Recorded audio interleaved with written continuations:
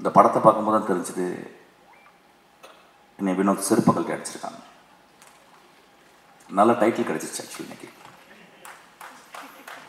அவன் நிஜமாகவே என்னை செருப்பை கழட்டி அடித்தான்.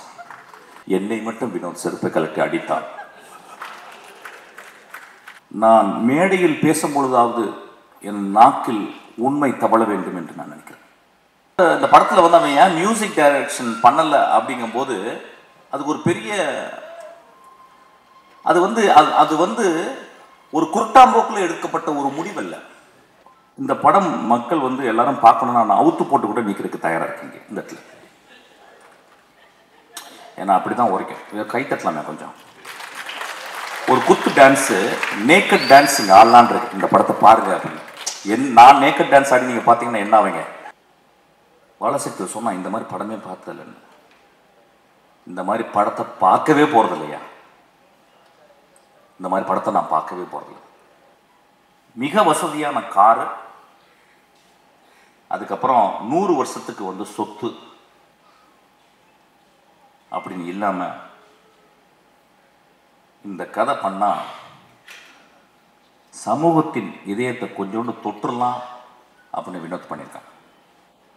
அப்போ தமிழில் பொம்பளைகளே கிடையாது. அப்போ இங்கேருந்து போயிட்டு பஸ் ஏறி போயிட்டு ஆனபல்னு ஒரு சிறுக்கியை பிடிச்சிட்டு வந்திருக்கான். அதுக்கு வினோத் அந்த கேமராவை பக்கத்தில் எடுத்து போகிறான். அப்படியே அவன் மூத்திரம் அடிக்கிறதுக்கு போய் பக்கத்தில் போயிட்டு நான் பயந்துட்டேன், கீழே கீழே கேமரா டில் டவுன் பண்ணிட போகிறான்னு இருப்பான். ஆசையை வருது டில் டவுன் பண்ணி பார்க்கலாம் அப்படின்னு சொல்லிட்டு. It's given an extraordinary. அதாவது இந்த படத்துக்கு அப்புறம் சூரியன் நம்ம எப்படி பார்க்கலாம்னா ஒரு இந்தியாவின் ஒரு மிகச்சிறந்த ஆக்டரை நம்ம பார்க்கலாம். இந்த நூற்றாண்டின் மிகப்பெரிய எழுத்தாளர் என்று சொல்லப்படுகிற காப்ரியல் கார்சியா மார்கோஸுடைய ஒரு கதை, அவருடைய கலெக்டட் ஸ்டோரிஸ்லேயே மிகச்சிறந்த கதை. இந்த உலகத்தின் மிகச்சிறந்த கதையில் ஒரு 10 கதையில் அதையும் சொல்கிறாங்க. அதுக்கு பேர் ஆங்கிலத்தில் வந்து டியூஸ்டே சீஸ்டா. அதாவது ஒரு செவ்வாய்க்கிழமையினுடைய மதிய தூக்கம் அப்படிங்கிற ஒரு கதை வந்து ஒரு தாயும் அவருடைய குட்டி குழந்தை, ஒரு 6 வயசு 7 வயசு குழந்தை ஒரு ஊருக்கு போகிறாங்க. அந்த ஊரில் போயிட்டு ஒரு சர்ச்சில்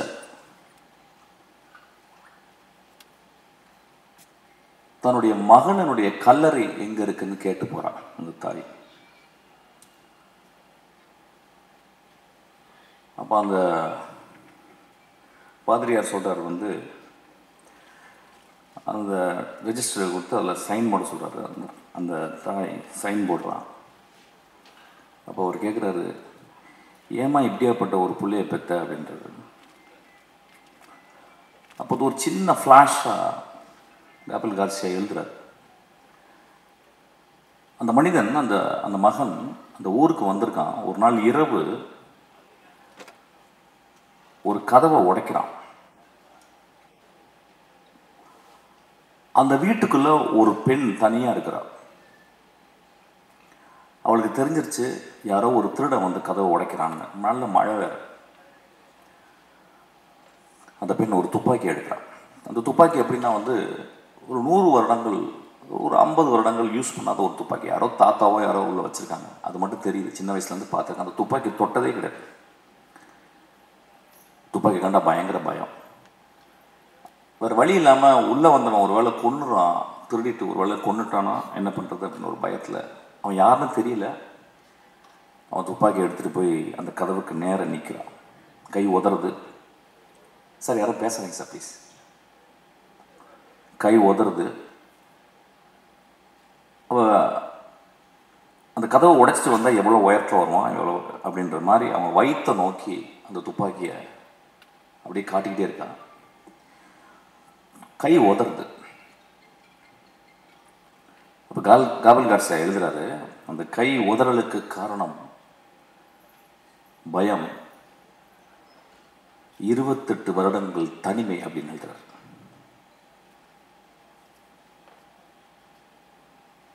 அதுக்கப்புறம் அவங்க கையெழுத்து போடும்போது அந்த கேள்வி கேட்குறேன், இந்த மாதிரி பிள்ளை ஏன்பா பெத்தன்னு கேட்கும்போது தாய் சொல்கிறான், என் பிள்ளை ரொம்ப நல்ல பிள்ளைன்றான். நண்பர்களே,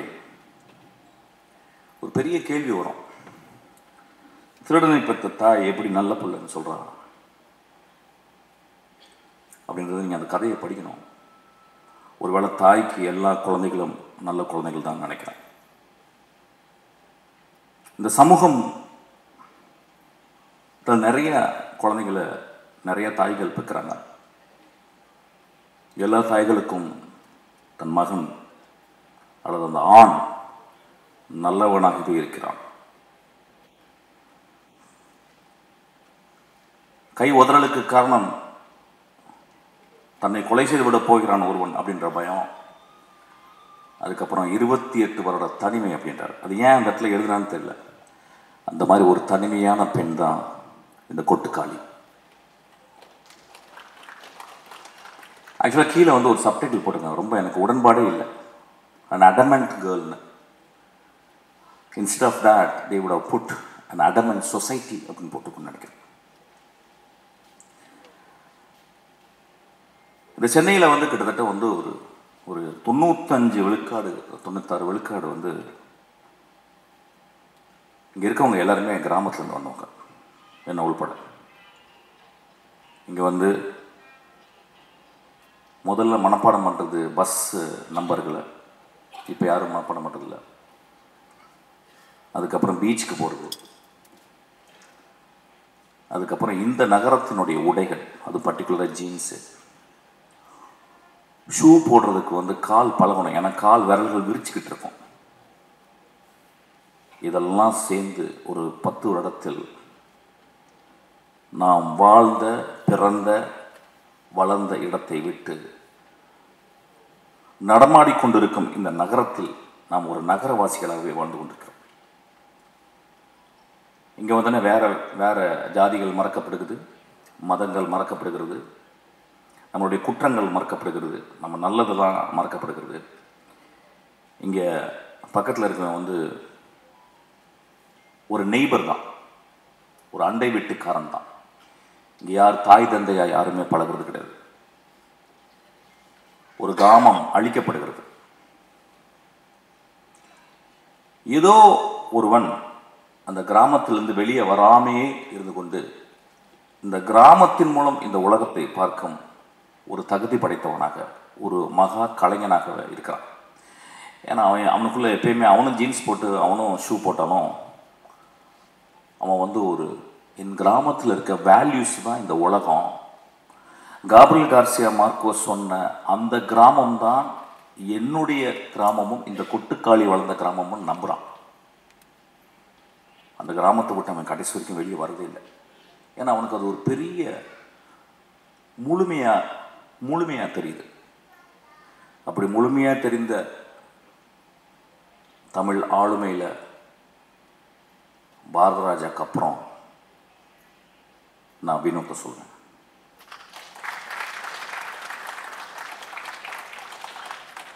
ஒரு திரைப்படம் எதுக்காக எடுக்கப்படுது அப்படின்னா, நிறைய பேர் என் அசிஸ்டன்ட் கேட்பேன், எதுக்குடா, எனக்கு தெரிஞ்சு 250 அசிஸ்டன்ட் என்னை விட்டு போயிருக்காங்க.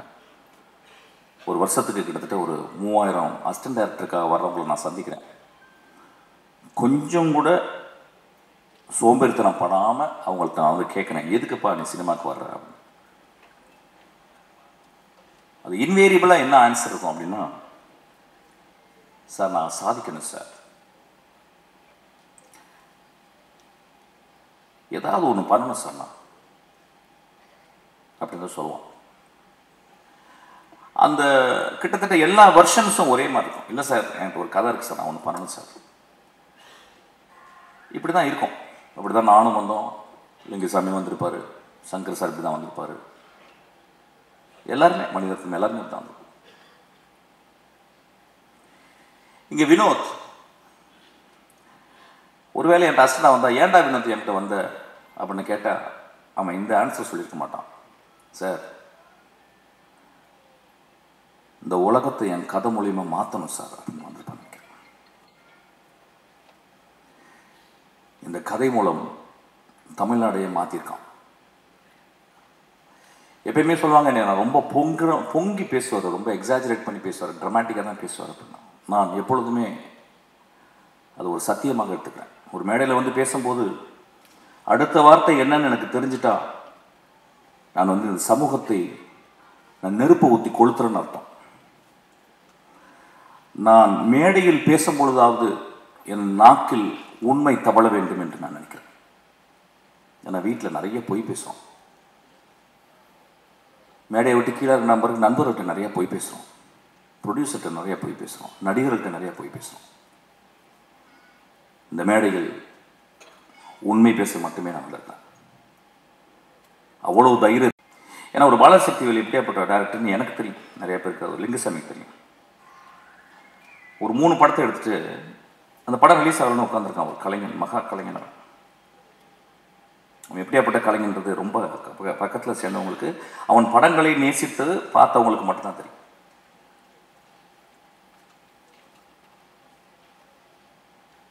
இந்த படத்தில் இது எதுக்கு கொட்டுக்காளின்னு வச்சான்னு தெரியல, எனக்கு நிறைய மீனிங் என்னமோ போகுது. நான் ஒரு ரொம்ப நாளைக்கு முன்னாடி சிவகார்த்தியனுடைய படத்தில் ஒரு பூஜை அன்னைக்கு ஒரு நாள் ஒரு சாப்பாடு சாப்பிட்டு இருக்கும்போது பக்கத்தில் ஒருத்தன் வெள்ளை பேண்ட் போட்டு ஒரு கிராமத்தில் இருந்த ஒரு பையன் மாதிரி உட்காந்துருந்தான். அறிமுகப்பட்டினான். யாரா நீ தம்பி அப்படின்னா. சார் நான் தான் சார் வினோத். அப்படின்னா யார்ப்பா? இல்லை சார் நான் வந்து கூழாங்கல். அப்படியே ஆமாம் ஏதோ பேசிக்கிட்டு இருக்கேங்க நான் சொல்லுவேன். சரி என்னப்பா அந்த படம் ரிலீஸ் ஆகுதா இல்லையா? இல்லை சார் ஆயிரும் சார். ஓ அப்படியா சரி. என்ன பண்ண எடுக்கிற? அடுத்து என்ன பண்ண போகிறேன்? இல்லை சார் நான் ஆரம்பிச்சிட்டேன் சார். நான் சொல்கிறேன் கொஞ்சம் மெதுவாக எடுப்பான்னு வாயை எடுக்கிறேன், கொஞ்சம் மெதுவாக. இல்லை சார் நான் படம் ஆரம்பிச்சிட்டேன். நான் அப்படியே யாருப்பா மியூசிக்கு? பாருங்கள் எவ்வளோ ஒரு programmed way of asking or chatting with another director. நான் கேட்குறேன் யாரா மியூசிக் அப்படின்னு. அப்படி சொன்னால் யாருமே மியூசிக் இல்லை சார். எனக்கு பயங்கர கோவம் வந்துருச்சு. பெரிய மயிர் மாதிரி பேசுகிறான். நான் மறைச்சேன். அப்புறம் நான் வந்துட்டு வீட்டு ஆஃபீஸ் பண்ணோன்னே அசிஸ்டன்ஸ் கூப்பிட்டேன். இது மாதிரி ஒருத்தனை பார்த்துட்டேன், ஒரு பொறுக்கி போய் கருப்பாக இருந்தான், ஒரு மாதிரி இருந்தான், பெரிய மாதிரி என்கிட்ட வந்து நான் யாரா மியூசிக்னு கேட்குறேன். அவன் சொல்கிறான் யாருமே இல்லை சார் அப்படின்றான். அப்படிலாம் எடுத்துடாதீங்கடா அப்படின்னு நான் ஏதோ நல்லது சொல்கிற மாதிரி நான் அசிஸ்டன்ஸுக்கு சொன்னேன். இந்த படத்தை பார்க்கும்போது தான் தெரிஞ்சுது என்னை வினோத் செருப்புகள் அடிச்சிருக்காங்க. நல்ல டைட்டில் கிடச்சிச்சு ஆக்சுவலி. இன்னைக்கு அவன் நிஜமாகவே என்னை செருப்புகள் அடித்தான். நான் எல்லாரையும் செருப்புகள் அடித்தானா என்னை வெளியே போய் பயங்கரமாக திட்ட ஆரம்பிச்சாங்க டேரக்டர்ஸ்லாம். அதை எப்படி பேசலாம், நாமளும் படம் தானே எடுத்துருக்கணும், அதனால் நான் மட்டும் இதை எடுத்துக்கிறேன். என்னை மட்டும் வினோத் செருப்பை கலட்டி அடித்தான். இந்த விழாவுக்கு வரும்போது நான் காலையில் மனசு பேசினேன். ஏன்னா இப்போ நான் 2 படம் பார்த்துட்டேன். ஒன்று மாரியுடைய வாழை பார்த்தேன். அது ஒரு வாரம் பைத்தியமாக இருந்து, அன்றைக்கி நைட் ஃபுல்லாக பைத்தியமாக இருந்து ஃபுல்லாக எழுதி அசிஸ்டன்ட் டேரக்டர்லாம் தூங்காமல் உட்காந்து ஒரு 3 பேஜில் ஒரு லெட்டர் எழுதி வரும் நம்ம நல்ல. இப்போ அதுக்கு முடிச்சு அந்த பைத்தியம் முடியும் தீர்றதுக்குள்ளேயும் இந்த பைத்தியம், இது பைத்தியம் இல்லை, இது பேயே பிடிச்சிச்சு எனக்கு.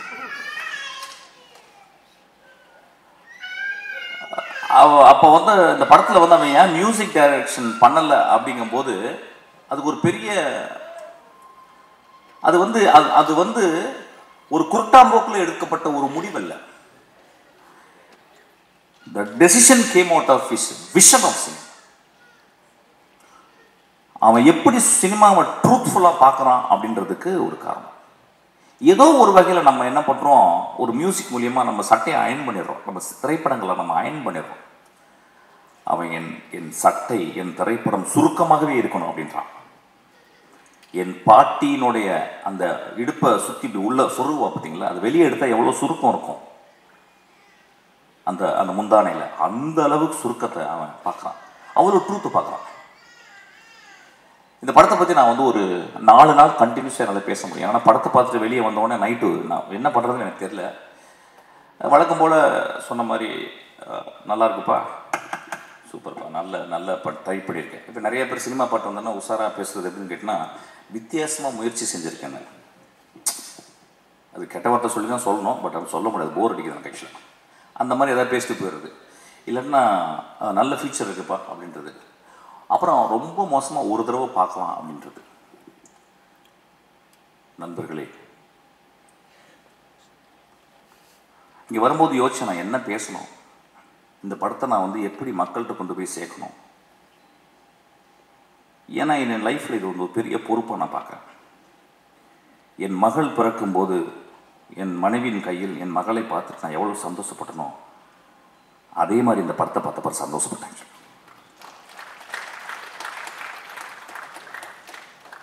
இந்த படத்தை பற்றி மக்கள்கிட்ட கொண்டு போய் சேர்க்குறதுக்கு என்னென்னா, நிறைய பல்ட்டி குட்டிக்காரனெல்லாம் அடித்தாச்சு. யூஸ்வலாக நான் நிறைய பேசியிருக்கேன். இந்த படம் மக்கள் வந்து எல்லாரும் பார்க்கணும்னா நான் அவுத்து போட்டு கூட நிற்கிறதுக்கு தயாராக இருக்கீங்க இந்த இடத்துல.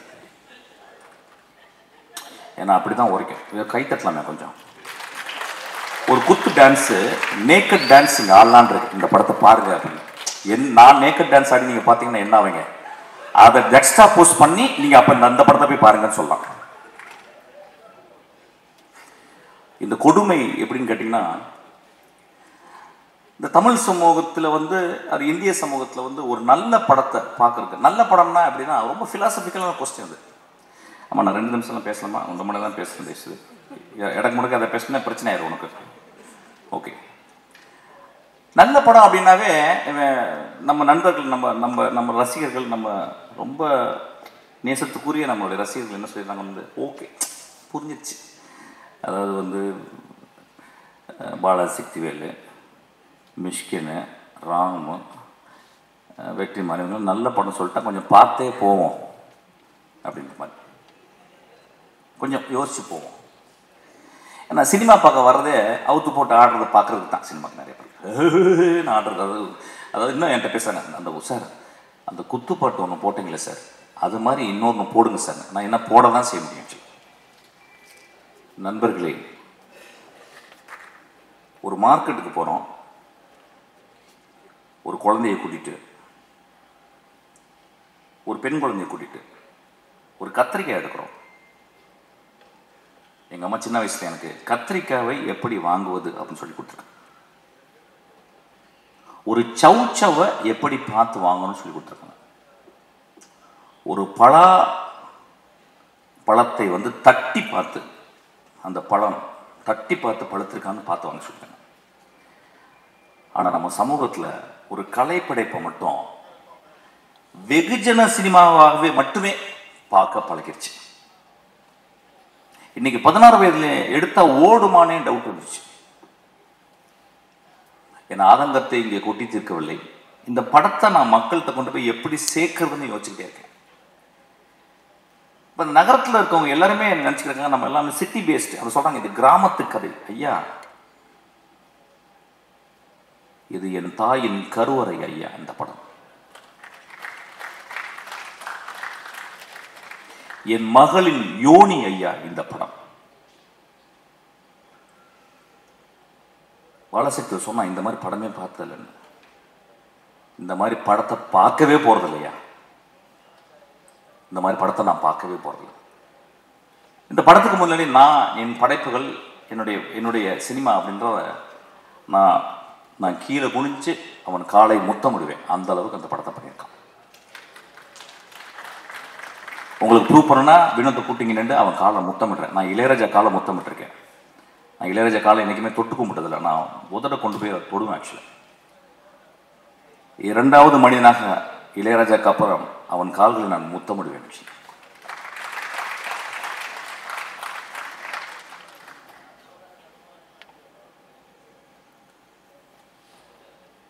ஒரு படத்தை பார்க்கும்போது அடுத்த சீன் என்ன, அடுத்த சீன் என்ன, அடுத்த சீன் என்ன, அடுத்த சீன் என்னன்னு சொல்லிட்டு நாங்கள்லாம் எழுதுவோம்.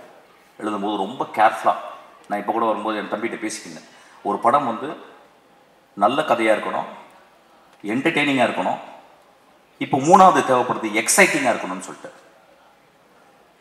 இந்த 3மே இந்த படத்தில் இருக்கு. என்ன ஒன்று, நீங்கள் பார்க்குறது உங்கள் பார்வையை வேற மாதிரி வச்சு பார்க்கணும். எனக்கு தெரிஞ்சு இந்த ரீசெண்ட் டேஸில் இந்த கதைகளில் நான் வந்து இப்போ 2 கதைகள் வந்து நான் இந்த 10 வருடத்தில் திரைக்கதையில் படித்தது எக்ஸ்ட்ராடனரி ஸ்டோரிஸ் சொல்லுவேன். ஒன்று 3 பில்பர்ட்ஸு, இன்னொன்று get out, Jordan field.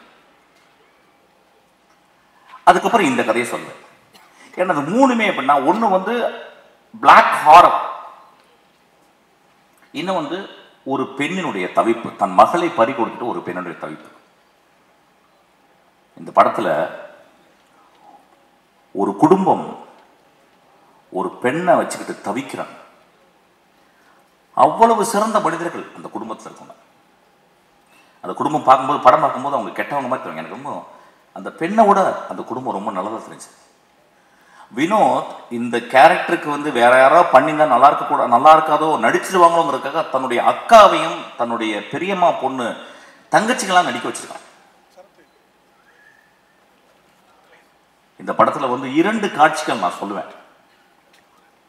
Balaji பாதி கதை சொல்லிட்டேன். ஆக்சுவலா நான் சொல்ல மாட்டேன். உன்னை அதுக்கு அடிக்கணும். டே பாலாஜி, பாதி கதை சொல்லிட்டேன். ஆக்சுவலா நான் சொல்ல மாட்டேன். இந்த படத்துல வந்து ஒரு சேவல் நடிச்சிருக்கு. அதான் முதல்ல பார்த்துருப்பீங்க. சேவல் நடிச்சிருக்குன்னு சொல்றதை விட அந்த சேவலை அவன் வந்து கேப்சர் பண்ணியிருக்கான். முதல் ஷாட்டா நீங்க போட்டிருக்கான், நீங்க பார்க்கணும். ஆக்சுவலா இந்த படம் சினிமாவை எப்படி பார்ப்பது, நாம் என்ன சினிமா பார்த்துக்கிட்டு இருக்கோம், அதாவது மொமெண்ட்ஸ்ன்னு சொல்லுவாங்க. சினிமாவில் வந்து மொமெண்ட்ஸ்ன்னு சொல்லுவாங்க. எனக்கு தெரிஞ்சு நான் 27 வருடத்தில் 2 மொமெண்ட் தான் நான் கிரியேட் பண்ணியிருக்கேன். ஒரு மொமெண்ட் வந்து வெட்டி போட்டவன் இடத்துல வந்து ஒரு கிழவி வந்து பூ போடுறான். 2வது மொமெண்ட் வந்து தன் மகள் இறந்து போன பிறகு அப்பாவுடைய சிகரெட்டை வந்து குடிக்கக்கூடாதுன்னு கஷ்டப்படுறான். இந்த 2 மொமெண்ட் 27 வருஷத்துல இந்த படத்துல 60 சீனுமே 60 மொமெண்டா பண்ணியிருக்கான். இந்த படத்தில் வந்து இயற்கையை அவன் யூஸ் பண்ணது, மனிதர்களுக்கு முன்னால இயற்கையை அவன் யூஸ் பண்ணது. ஒருவேளை நான் பேசுறது போர் அடிச்சாலும் அடிக்கலாம், பட் பரவாயில்ல, ஏதாவது பேசுறேன். ஏன்னா கொஞ்ச நேரம் பேசுறதுக்கு கேட்கறதுக்கு போச்சு. மச்சான் நெக்ஸ்ட் சீன் என்னன்னு போயிருது. ஆக்சுவலா நண்பர்களே,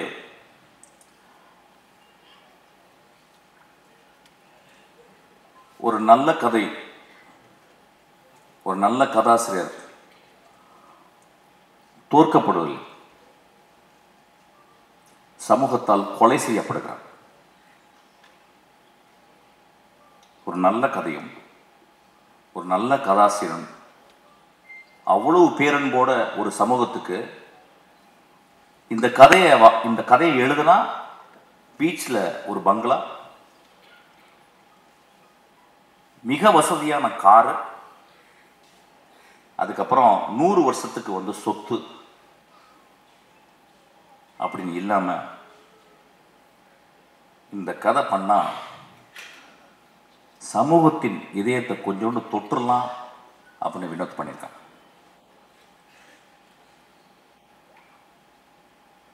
இந்த படத்தை வந்து பத்திரிகைக்காரங்க எல்லா படங்களுடைய திறப்பு வாசல்களை திறந்து வைக்கிறது பத்திரிக்கையாளர். அவங்க வந்து படம் வந்து பார்ப்பாங்க. பார்த்துட்டு எனக்கு தெரிஞ்சு எல்லா நல்ல படங்களையும் அவங்க வந்து ஆறத்தழுவி முத்தம் கொடுத்துருக்காங்க. இந்த படத்துக்காக வினோத்துக்கு இந்த பத்திரிக்கையாளர் கோயில் கட்டணும்னு நான் கேட்குறேன். இந்த சமூகம் ஒருவேளை அவன் கொலை செய்து விடலாம். அந்த கொலையிலிருந்து தப்பிக்க வச்சது சிவகார்த்திகேயன். சிவகார்த்திகேயன் ஒரு லீடிங் ஆக்டர், கடுமையான உழைப்பாளி. சிவகார்த்திகேயனால இந்த படத்தில் நடிக்க முடியாது. ஏன்னா ஒரு மிகப்பெரிய ரசிகர்கள் கூட்டம் வந்துருச்சு. ரசிகர்களை சந்தோஷப்படுத்துவது ஒரு பெரிய கடமையாச்சு. ஆனால் அந்த குழந்தை, அந்த பையன்,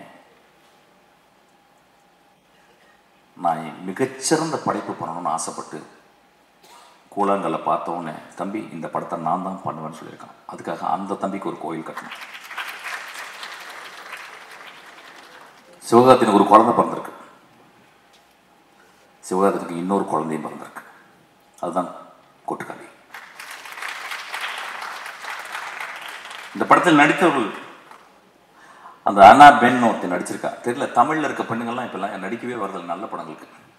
சார் எனக்கு 2 பாட்டு இருக்கா, 3 டான்ஸ் இருக்கா, தௌபா தௌபா தௌபான்னு அப்படின்னு ஏதாவது டான்ஸ் ஸ்டெப்பு, ஹூக் ஸ்டெப்பு வைக்கிறதுக்கு இருக்கான்னு பார்ப்பாங்க. அப்போ தமிழில் பொம்பளைங்களே கிடையாது. அப்போ இங்கேருந்து போயிட்டு பஸ் ஏறி போயிட்டு ஆனபெல்னு ஒரு சிறுக்கியை பிடிச்சிட்டு வந்திருக்கான். ஒரு பேய் அரக்கி. அவன் எத்தனை வார்த்தை பேசியிருக்கான்னா 1.5 வார்த்தை பேசியிருக்கான்னு நினைக்கிறேன். ஒரு பாட்டு வர பாடிட்டா அதுக்கு அடி, ஒரே அடி சூரிய போட்டு ஒரு மணி நேரம் அடி என்ன அடிக்கிறான் போட்டவள. இந்த சமூகம் அப்படித்தானே இருக்கு. ஒரு பெண் பாடக்கூடாதுல்ல. ஒரு எக்ஸ்ட்ரானரி பெர்ஃபார்மன்ஸ். அநேகமாக இந்த வருஷத்தினுடைய நேஷனல் அவார்டு அந்த குழந்தைக்கு கிடைக்கணும்னு நான் வந்து ஆசீர்வாதம் பண்ணுறேன். அதுக்கப்புறம் சூரியனுடைய எவல்யூஷன் கேரக்டர் ஆர்க். நான் சினிமாவில் தான் கேரக்டர் ஆர்க் பார்த்துருக்கேன்.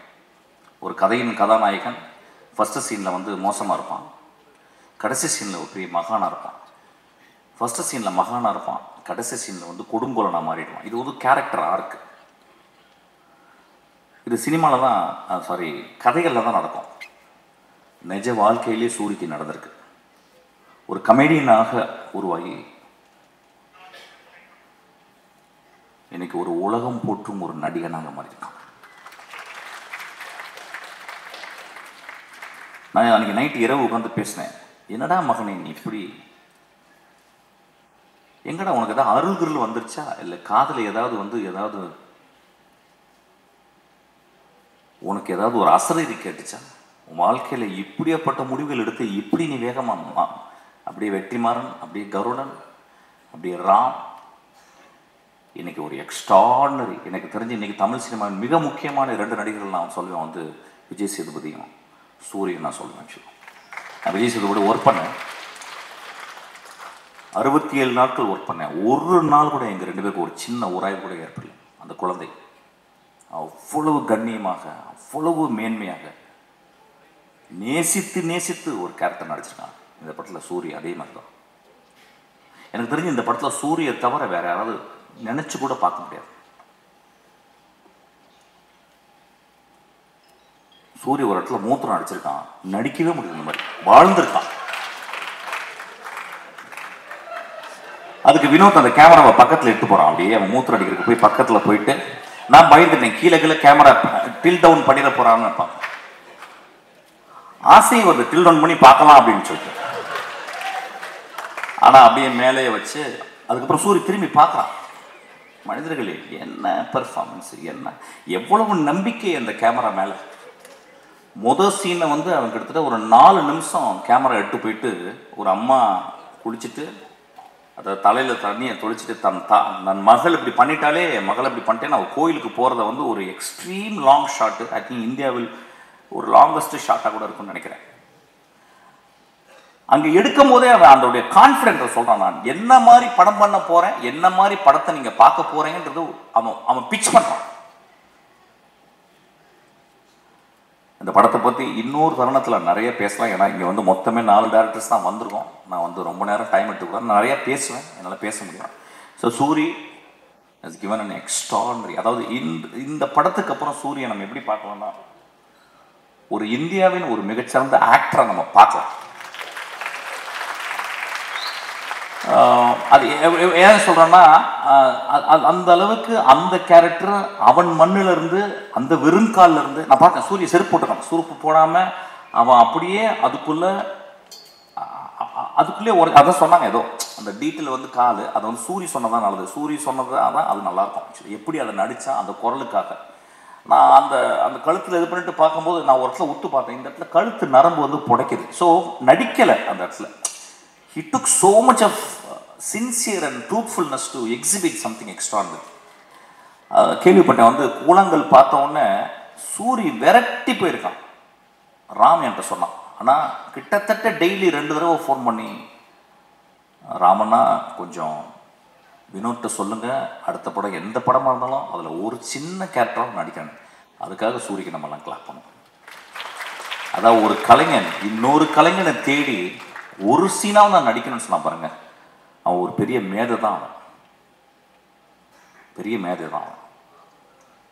நண்பர்களே, இந்த படத்தை பற்றி நான் நிறைய சொல்ல முடியும். ஆனால் I am not very sure how far I can talk. ஒரு மிகப்பெரிய அனுபவம். இந்த படம் வந்து ஒவ்வொரு குடும்பமும் போய் பாருங்க. அதாவது மோசமான படங்களை சில படங்களை நம்ம பார்க்கிறோம். மோசமான காட்சிகளை நம்ம குழந்தைகள் கொண்டு போய் காட்டுறோம். மோசமான படங்களை இந்த இளைஞர்கள் போய் பார்க்கலாம். அதெல்லாம் பார்க்கலாம், தப்பு கிடையாது. அது வந்து ஒரு ஆர்ட், வந்து போர்னோகிராஃபியும் ஒரு ஆர்ட் தான். அது யாரால எடுக்கப்படுறதுன்ற பொறுத்து. ஆனா இந்த படம் இந்த தமிழ் சமுதாயத்தை, எனக்கு தெரிஞ்சு இதை விட ஒரு பொலிட்டிக்கலான படம் தமிழில் வந்திருக்கான்னு எனக்கு தெரியல. இதை விட ஒரு பொலிட்டிக்கலான படம் அந்த ஏரியா நான் பேச வேணாம்னு யோசிக்கிறேன். ஏன்னா இங்கே பொலிட்டிக்கல் படம்ன்றது வந்து வேறு வேறு கருத்துக்களோடு உலாவுது. ஆனால் ரொம்ப அமைதியாக ஒரு பொலிட்டிக்கல் படத்தை, மோஸ்ட் பவர்ஃபுல் பொலிட்டிக்கல் ஃபிலிமை வினோத் அசால்ட்டாக எடுத்திருக்கான். நண்பர்களே, நான் மீண்டும் கேட்குறேன், இந்த படத்தை நீங்கள் எல்லாரும் பார்க்கணும். பத்திரிக்கையாளர் இந்த படத்தை பற்றி மேன்மையை எழுதணும். இந்த பத்திரிக்கையாளர்களுடைய மனசாட்சி நான் சொல்லுவேன். இந்த படத்தை நான் தேவராஜெல்லாம் நான் பார்த்தேன். 25 வருடம் நான் பார்க்குறேன் தேவராஜன். சினிமாக்காகவே வாழ்ந்து ஒரு கலைஞனாக, அதாவது ஒரு பத்திரிகையாளனாக இல்லாமல் ஒரு கலைஞனாகவே வாழ்ந்துருக்கேன். இப்போ நான் என் தம்பியை பார்த்தேன். அவன் வந்து எனக்கு குழந்தை வந்துருச்சன்னா அப்படின்னு சொன்னான். உங்களுக்கெல்லாம் பெரிய தர்மம் இருக்குது இந்த படத்தை பற்றி. இந்த படத்தை பற்றி நான் என்ன சொல்கிறேன், நான் சேலஞ்ச் பண்ணுறேன். இந்த படத்தை பற்றி ஏதாவது ஒரு நெகட்டிவ் பேசுங்க. இந்த படத்தை கொண்டு போய் சேர்க்க வேண்டியது உங்கள் கடமை. ஐயா, இது வந்து உங்கள் தாய் மடி. ஐயா, இந்த மடியை நீங்கள் தான் பத்திரமா பார்த்துக்கணும்.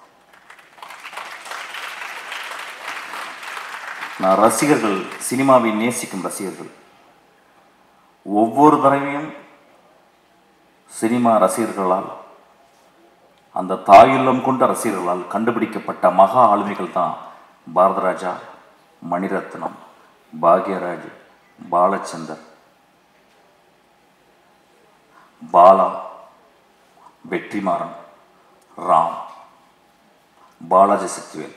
இவங்கெல்லாம் மகா உன்னதமான படைப்புகளை கொடுத்து மக்களுடைய அங்கீகாரம் பட்டு நீங்கள் தொட்டில் போட்டு தாளாட்டி இன்னைக்கு இவ்வளோ பெரிய ஆளாக இருக்கிறாங்க.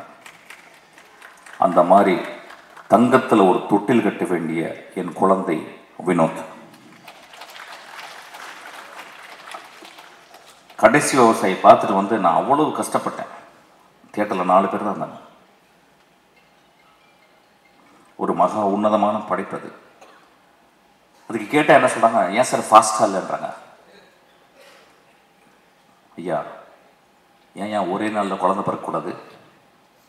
ஏன் இயற்கை 10 மாதம் ஒரு தாயை சுமக்க வச்சிச்சு? ஏன் என்னுடைய பாட்டி மெதுவாக நடந்து போகிறாள்? என் தந்தை இப்போ போன வாரம் இறந்து போனார். கை அப்படியே அவர் அந்த பாடியை குளிப்பாட்டும் போது நான் பார்த்தேன். அப்படி கையெல்லாம் சோம்பி போயிருந்துச்சு. அப்படியே அந்த குளிக்கல வைக்கும்போது நான் அப்படியே பார்த்துக்கிட்டே இருந்தேன். அந்த மண்ணை அள்ளி போடும்போது அந்த வாய்க்குள்ளே தான் போச்சு. என்னை முத்தம் கொடுத்த, என்னை பார்த்து எப்பொழுதும் புன்னகை புரிந்த அந்த வாய்க்குள்ள அந்த மண்ணு போனதை நான் பார்த்தேன். நான் பார்த்த உலகத்தில் என் வாழ்நாளும் மிக முக்கியமான ஷாட்டாக அதை நான் பார்க்குறேன். நான் சொல்கிறது கொஞ்சம் கூட வெக்கப்படல. அந்த மாதிரி ஒரு 600 ஷாட்டு, 600 ஷாட்டில் மொத்தமே 150 ஷாட்டு. உண்மையும் தெய்வத்தன்மையும் தாய்மையும் கொண்ட படம் தான் அந்த படம். தயவு செய்து கைவிட்டாருங்க. சும்மாவது போய் பாருங்க. ஒரு சிகரெட் வந்து, ஒரு சிகரெட் பாக்கெட் எவ்வளோப்பா? சிகரெட் பாக்கெட் இன்னைக்கு கிங்ஸு தெரியாது, நீ அடிக்க மாட்டியா? நீ மனுஷனே கிடையாது. யார் எவ்வளோ ஒரு சிகரெட் பாக்கெட்டு? 200 ருபீஸுங்க ஒரு சிகரெட் பாக்கெட்டு. ஒரு சிகரெட் பாக்கெட்டில் 20 சிகரெட் இருக்கா? 10 இருக்கு. 10 நாள் போச்சுன்னு அர்த்தம் உங்களுக்கு. 10 சிகரெட் கொடுத்தா 10 நாள் போச்சு. நான் சிகரெட் நிப்பாட்டிட்டேன். 10 நாள் ஜாஸ்தி ஆயிடுச்சு. ஒரு குவார்ட்டர் வந்து அது 150 ரூபாலேருந்து 200 ரூபா. அது 1 வருஷம் போச்சு. இதுக்கெல்லாம் செலவு பண்ணுறோம்ல. சாமிக்கு போய் நம்ம அவ்வளோ செலவு பண்ணுறோம், அவ்வளோ உண்டியல் காசு போடுறோம், அவ்வளோ டொனேஷன் கொடுக்குறோம்ல. வினோத் தான் என் சாமி. அவன் எடுத்தது தான் வந்து கடவுள்.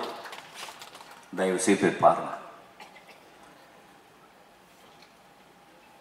நண்பர்களே. இந்த வாழ்க்கை ரொம்ப அலாதியானது. இந்த வாழ்க்கை நம்ம என்னெல்லாம் முடிஞ்ச வரைக்கும் நல்ல விஷயங்கள் பண்ணுறோம் அப்படின்றது ரொம்ப முக்கியம். அதில் ஒரு நல்ல விஷயந்தான் கொட்டுக்காலில் நீங்கள் போய் தரிசிக்கிறது. அந்த காளி உங்களை ஆசீர்வாதம் செய்வார். நன்றி.